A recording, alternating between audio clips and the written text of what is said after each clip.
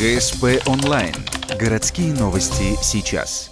Еще недавно в Ухте в канун Нового года везде устанавливались живые ели, но эта традиция давно уходит в прошлое. В этом году на искусственные поменяют еще две зеленые красавицы на Комсомольской площади и возле дома «Бытосервис». Искусственная ель будет 9-метровая, на нее примерно потратить мы планируем 301 тысячу рублей. Аукцион у нас уже объявлен, у нас сейчас идут подача заявок. На сегодняшний день заявок нет, так что если кто заинтересован из людей, просим. Уже известно, что диаметр нижнего яруса веток составит около 4 метров.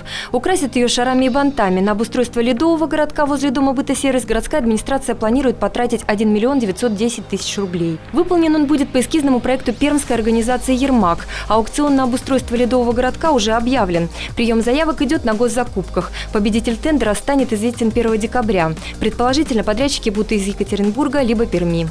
Ледовый городок в этом году у нас посвящен году культуры. Там мы делаем основу на басне Крылова. Также у нас символ года обезьяна.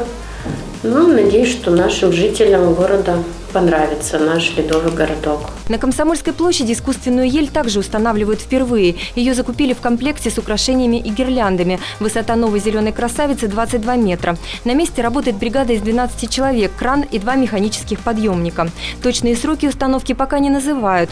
Примерно к середине декабря обещают завершить сборку. Также ели будут установлены на Первомайской площади, набережной Газовиков и в поселках.